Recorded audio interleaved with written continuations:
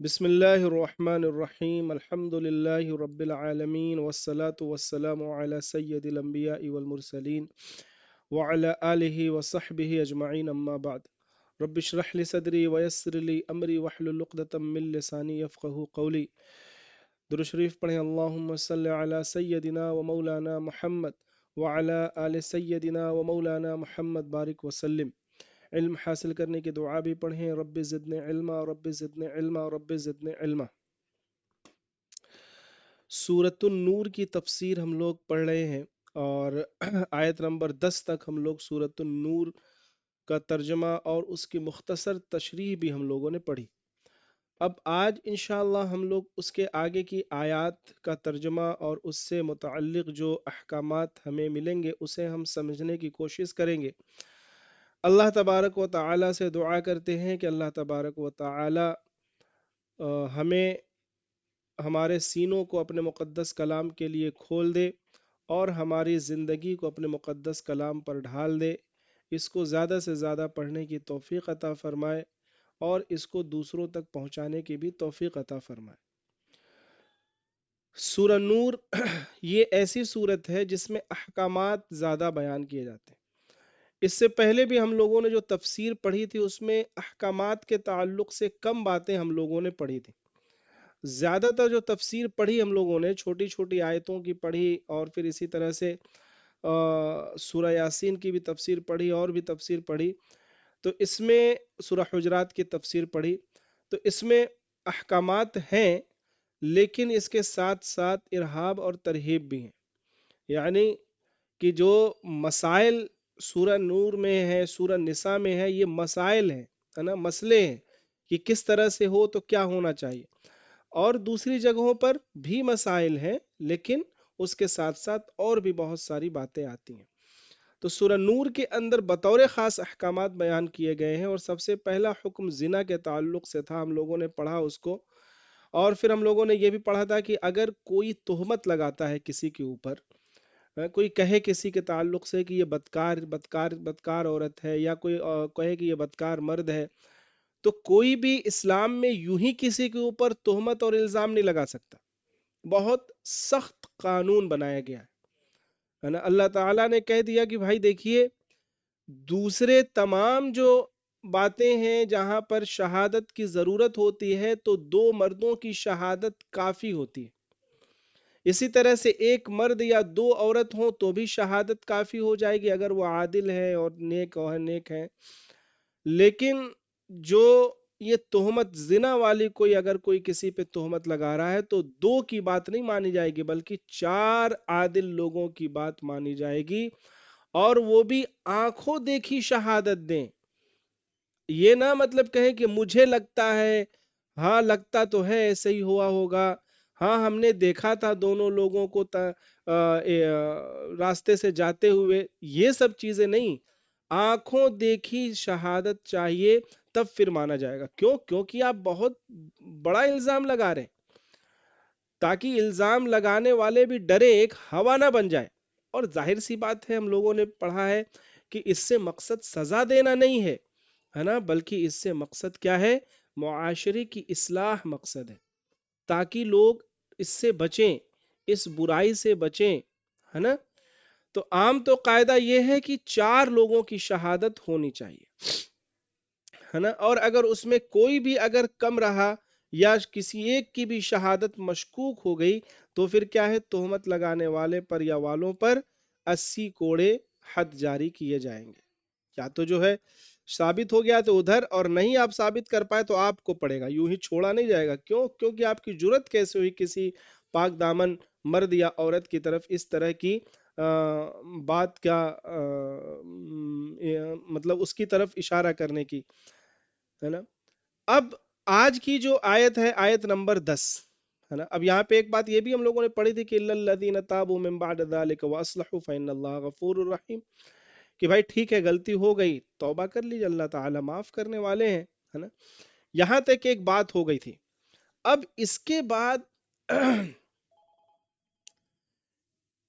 بعد جو ہے اب ایک دوسرا معاملہ شروع ہو رہا ہے. میں آیت کی تلاوت کر دیتا ہوں. پھر مختصر ترجمہ کرتا ہوں، ہے نا؟ اور میں سب سے امید بھی کرتا ہوں کہ آپ سب بہت توجہ سے اور یکسوئی سے درس قرآن سنتی ہوں گی، ہے نا؟ کیونکہ قرآن کریم یہ کیا ہے؟ بہت بڑی کتاب ہے، اللہ تبارک و تعالیٰ کا کلام ہے، لہذا خوب یکسوئی کے ساتھ اس کو سننا چاہیے اور اللہ تعالیٰ سے دعا بھی کرنی چاہیے، میرے لیے بھی اپنے لیے بھی، کہ اللہ تعالیٰ ہمارے زندگی میں بھی اسے نافذ فرمائے، ہے نا؟ تو دیکھیے، بسم اللہ الرحمن الرحیم، ان الذین جاءوا بالافک عصبۃ منکم، ہے نا؟ ارشاد فرمایا اللہ تعالیٰ نے کہ بلا شبہ جو لوگ تم میں سے ایک طوفان، مطلب ایک واویلا لے کر کے آئے، تمہی میں سے ایک جماعت تھی یہ واویلا لانے والی، لا تحسبوه شرا لکم، تم لوگ یہ مت سمجھو کہ یہ جو آئی ہے یہ جماعت تھی، مطلب یہ جو واویلا ہو رہا ہے یہ تمہارے لیے برا ہے نا؟ بل هو خیر لکم، بلکہ اس کے اندر ہو سکتا اللہ نے تمہارے لیے، تم سب کے لیے بھلائی رکھی ہے، لکل امرئ منہم مکتسب من الاثم، اور ہر ایک آدمی جس نے جو گناہ کیا، ہر ایک انسان جس نے جو گناہ کیا ہے اس کے مطابق تو اس کے ساتھ معاملہ رہے گا، والذی تولی کبرہ منہم لہ عذاب عظیم، اور اس کا بڑا بوجھ اس کے اوپر ہوگا جس نے سب سے مطلب بڑا بڑا بہتان اٹھایا، جس نے سب سے زیادہ بڑا مطلب کہ غلط کام کیا، جس نے سب سے بڑا بوجھ اٹھایا تو اس کے واسطے بڑا عذاب بھی ہے نا؟ یہ اللہ تعالیٰ نے ایک بات بیان فرمائی۔ اب یہ جو آیت میں نے آپ کے سامنے ترجمہ کیا نا، تو تھوڑا سا سمجھ میں نہیں آیا ہوگا آپ کو کہ بھائی یہ بات کیا ہو رہی، یہ کیا کہا جا رہا ہے۔ اب اس کو سمجھنے کے لیے ذرا سا ایک بیک گراؤنڈ سمجھیے، ہے نا؟ اب دیکھیے اس آیت میں ایک لفظ آیا ہے افک، ہے نا؟ دیکھیے یہاں پر ہے افک، ہے نا؟ افک دکھ رہا ہوگا سب کو، ان الذین جاءوا بالافک، تو یہ جو افک تو عربی لفظ ہے، واویلا، پروپگنڈا، ہے نا؟ یہاں پر طوفان سے ترجمہ کیا گیا ہے، طوفان وہ طوفان نہیں جو آتا ہے سونامی والا طوفان نہیں، بلکہ یہ یہاں پروپگنڈا والا طوفان، کہ کسی کے تعلق سے بالکل مطلب پرسار پرچار کر دیا جائے کسی کو بدنام کرنے کے لیے، وہ والا طوفان، ہے نا؟ تو یہ جو افک ہے اس کا ایک واقعہ بن گیا، اور یہ اور اس کے آگے اور مزید 9 آیتیں اسی واقع افک کے ضمن میں نازل ہو گئیں۔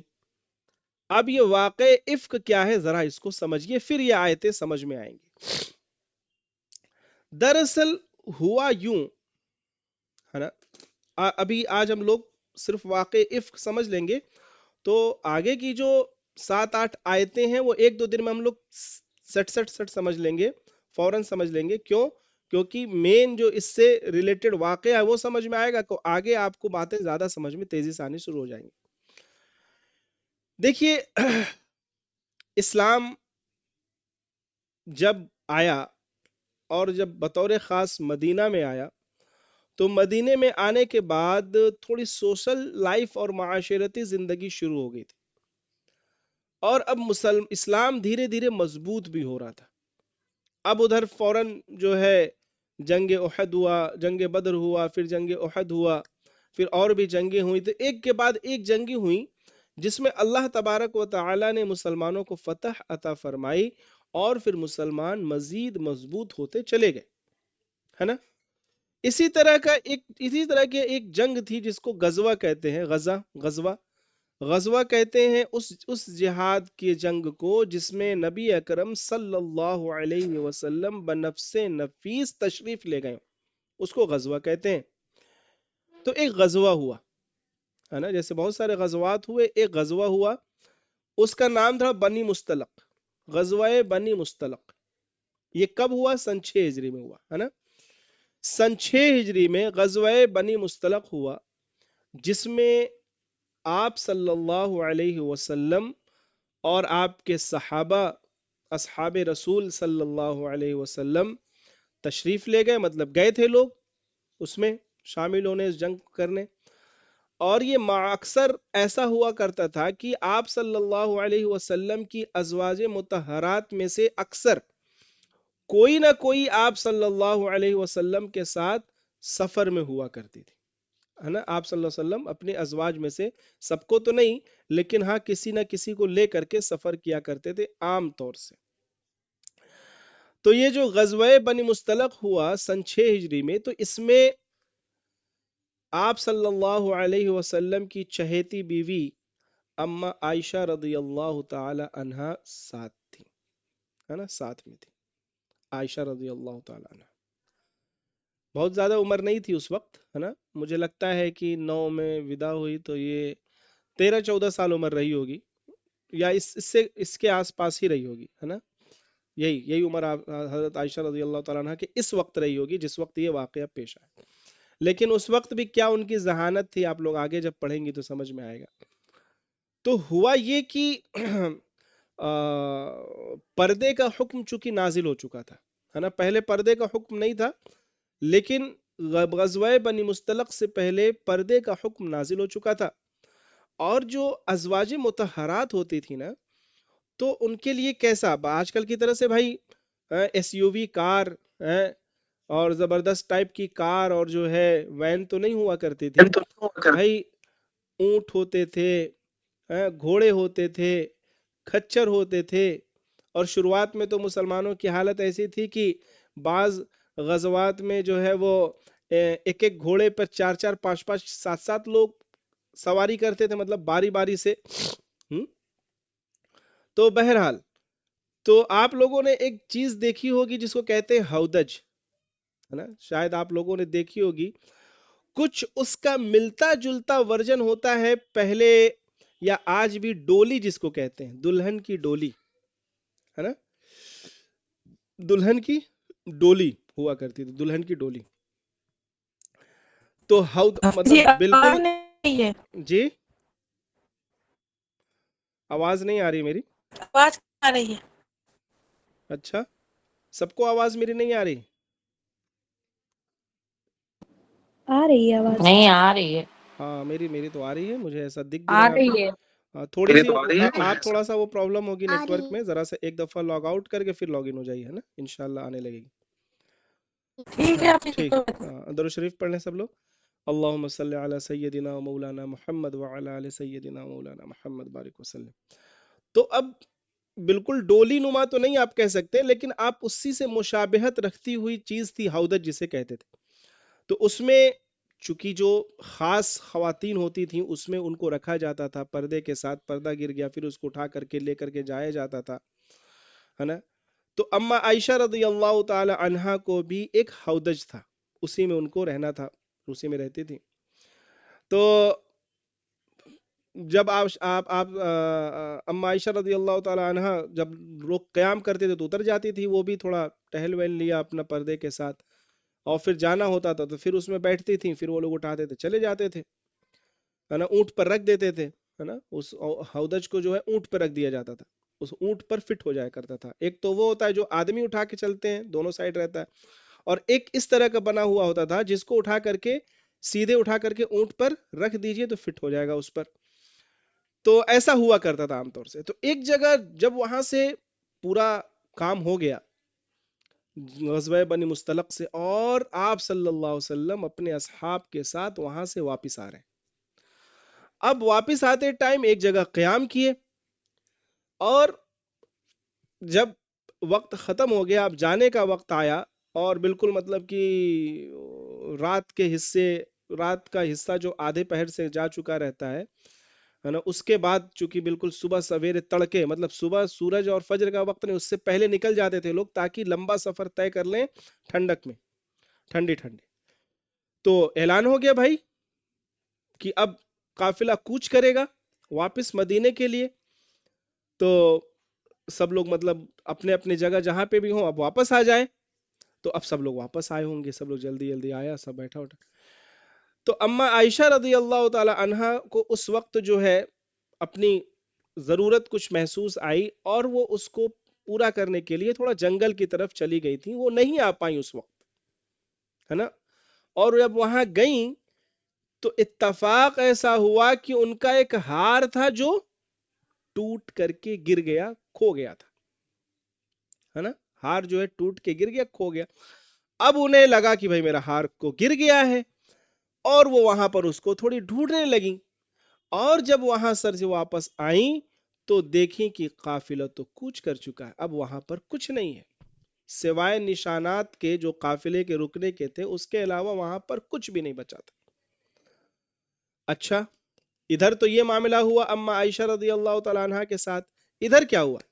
ادھر معاملہ یہ ہوا کہ چونکہ اما عائشہ رضی اللہ تعالیٰ عنہ کی عمر تو ابھی کم تھی، کم سن تھی، دبلی پتلی کم سن سی تھی، نازک سی، تو جو ہودج اٹھانے والے لوگ ہوں گے، بھائی ظاہر سی بات ہے وہ ہلکے پھلکے وہ لوگ تو نہیں رہیں گے، تو مضبوط ہوں گے، اور ہودج بھی خود بھاری ہوتا ہو، تو چھوٹا موٹا تھا نہیں، تو ان لوگوں نے ہودج اٹھایا، چونکہ ہودج پیک تھا، ان لوگوں نے سوچا کہ لگ رہا ہے کہ اما عائشہ اندر ہیں، ان لوگوں نے ہودج اٹھایا، اور چونکہ وہ ہلکی پھلکی تھی تو اندازہ بھی نہیں چلا کہ اندر کوئی بیٹھا ہے کہ نہیں بیٹھا ہے، ان لوگوں نے اٹھا کر کے اس کو اونٹ پر لگا دیا، باندھ دیا، فٹ کر دیا، اور پورا قافلہ چل دیا۔ اچھا، اب ادھر اما عائشہ رضی اللہ تعالی عنہ آئیں۔ اب جب دیکھا کہ معاملہ یہ ہو گیا، تو اما عائشہ رضی اللہ تعالی عنہ شروع سے ہی تھوڑا سمجھدار تھیں، سنجیدہ تھیں، ہڑبڑ نہیں کرتی تھی، گھبراتی نہیں تھی۔ انہوں نے فوراً سوچا کیا ہوگا، تو ظاہر سی بات ہے یہ تو دماغ میں آئے گا ہی کہ ابھی وہاں پہ آگے جا کر کے لوگ مجھے ڈھونڈیں گے، جب مجھے نہیں پائیں گے تو ڈھونڈیں گے، اور مجھے جب آپ صلی اللہ علیہ وسلم نہیں پائیں گے تو واپس کوئی کسی کو مجھے لینے بھیجیں گے، واپس تلاشتے وہ لوگ یہاں پر آئیں گے، لہذا وہ ادھر ادھر بھاگنے کے بجائے کیا کی، وہیں پر جو ہے اما عائشہ رضی اللہ تعالی عنہا جو ہے اپنی چادر کو انہوں نے اوڑھا اور وہیں پر بیٹھ گئی، ہے نا، اما عائشہ رضی اللہ تعالی عنہ جو ہے وہیں پر بیٹھ گئی۔ اب چونکہ رات تھی، تھوڑا سا تھکان وکان تھی، تو سو بھی گئیں، لیٹ کر سو بھی گئیں، چادر تانی سو گئیں، ہے نا، کوئی ٹینشن نہیں کہ ہم چھوٹ گئے۔ اچھا، اس وقت کا نظام کیا ہوتا تھا نا، کہ جیسے کہ کوئی قافلہ جا رہا ہے، تو قافلہ جانے کے ساتھ ساتھ ایک پیچھے لوگ کچھ لوگوں کو رکھا جاتا تھا، جن کا کام یہ ہوتا تھا کہ آپ قافلے کے پیچھے پیچھے چلیے گا، تاکہ اگر کچھ چھوٹ جائے قافلے کا تو یا کوئی بات ہو جائے تو آپ کو وہ چیزیں ملے راستے میں، آپ اس کو لے کر کے آئیے، یہ مقرر کی کرتے تھے آپ صلی اللہ علیہ وسلم۔ تو اس سفر میں بھی آپ صلی اللہ علیہ وسلم نے صفوان بن معطل ایک صحابی ہیں، ان کو آپ صلی اللہ علیہ وسلم نے مقرر کر رکھا تھا کہ آپ پیچھے پیچھے آئیے گا۔ اب جب وہ واپس آئے تو دیکھے کہ کوئی سو رہا ہے، تھوڑا قریب گئے، تو چونکہ اما عائشہ رضی اللہ تعالی عنہا کو اس وقت جب پردے کا حکم ابھی نازل نہیں ہوا تھا، انہوں نے ان کو دیکھا تھا، اور ظاہر سی بات ہے چھوٹی لڑکی ہی تھی، کوئی بہت وہ تھی نہیں، تو پہچان گئے کہ یہ اما عائشہ ہیں۔ تو اب جیسے انہوں نے پہچانا تو ان کے منہ سے نکلا انا للہ و انا الیہ راجعون، ہے نا، کیا نکلا؟ انا للہ و انا الیہ راجعون۔ اب یہاں پر رک کے ایک بات آپ لوگ یہ سمجھ لیجئے کہ عام طور سے ہم یہ سمجھتے ہیں کہ انا للہ و انا الیہ راجعون کا مطلب یہ ہوا کہ کسی کا ٹکٹ کٹ گیا ہے، ہم لوگ یہی سمجھتے ہیں کہ کوئی انتقال ہو جائے تو ہی پڑھا جاتا ہے انا للہ و انا الیہ راجعون، تو ایسی بات نہیں ہے، بلکہ کبھی بھی کوئی بھی بات اس طرح کی پیش آئے، اچانک کوئی حادثہ، کوئی پریشانی پیش آئے، اس وقت کی دعا ہے انا للہ و انا الیہ راجعون۔ تو ان کے منہ سے نکل آئی وہ بات۔ اب اما عائشہ رضی اللہ تعالیٰ عنہ کان میں جب یہ بات پڑی، یہ آواز پڑی، وہ سمجھ گئی کوئی ہے، کھٹ سے وہ سمٹ کر کے اپنا مطلب بیٹھ گئی ایک طرف کا چادر اوڑھ کے جو ہے۔ اب حضرت صفوان رضی اللہ تعالی عنہ جو ہے انہوں نے دیکھا اب یہ تو مطلب ام المومنین میں سے ہیں، تو انہوں نے کیا کیا، وہ بھی سائیڈ ہو گئے، اور پھر بس اپنا اونٹ لا کر کے مطلب ان کے سامنے بس بٹھا دیا، ان کے بغل ان کے طرف، اور کچھ دور ہٹ گئے، بٹھا کر کے کچھ دور ہٹ گئے۔ اب جب وہ ہٹ گئے تو اما عائشہ کو بھی اندازہ چل گیا کہ ہاں وہ ہٹ گئے، تو اما عائشہ رضی اللہ تعالیٰ عنہ کیا کی، اونٹ پر بیٹھ گئیں۔ پھر جب یہ اما عائشہ بیٹھ گئیں، اپنا اطمینان ہو گئیں، اپنا چادر سے اپنے آپ کو کور کر لیا، تو پھر وہ حضرت صفوان آئے اور اونٹ کی نکیل پکڑ کے مطلب جیسے اونٹ کی نکیل پکڑیں گے سب، پکڑ کے چل رہا ہے آدمی، آگے آگے، پیچھے پیچھے اونٹ آ رہا ہے، تو ظاہر سی بات ہے یہ آگے چل رہے، پیچھے اونٹ آ رہا ہے، آپ اور اما عائشہ اوپر بیٹھی ہوئی ہیں۔ اب اس طرح سے کرتے کرتے لے جا کر کے قافلے سے اما عائشہ کو حضرت صفوان نے ملا دیا۔ یہ تو ایک واقعہ ہو گیا۔ اب ادھر کیا ہوا؟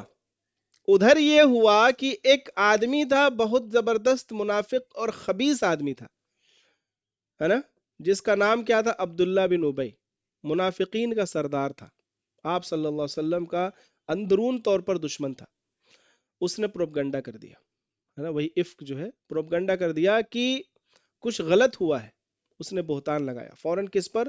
اما عائشہ پر، حضرت صفوان پر، اور اس نے ایسے طریقے سے اس کا جال بنا کہ کچھ معصوم صحابی بھی اس کی ہاں میں ہاں ملا دیے، اور 3-4 لوگ یہ لوگ ہو گئے۔ اب اس طرح سے ایک آپ صلی اللہ علیہ وسلم کو جب اس کی خبر ملی تو ظاہر سی بات ہے آپ صلی اللہ علیہ وسلم کو تو صدمہ ہوا، تھوڑا رنج ہوا۔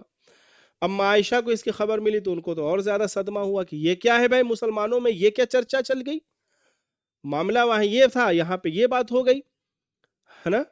اور اس طرح سے 1 مہینے گزر گئے، مسلمانوں کو بھی پتہ چلا تو تکلیف ہوئی، 1 مہینہ اسی طرح گزرا اسی طرح۔ اب سوچئے کیا ماحول رہا ہوگا کہ ایک طرف پروپگنڈا کرنے والے پروپگنڈا کر رہے ہیں ہے نا کسی کے خلاف، اور کسی کے خلاف کا حضرت اما عائشہ رضی اللہ تعالیٰ عنہ کے خلاف، وہ عظیم ہستی ہے نا ہم سب کی ماں، ان کے خلاف وہ پروپگنڈا کیا جا رہا ہے، اور کوئی ایویڈنس نہیں مل رہا ہے کہ جس سے ان کی پاکی کے بارے میں پتہ چل جائے، وحی میں بھی نہیں آ رہا۔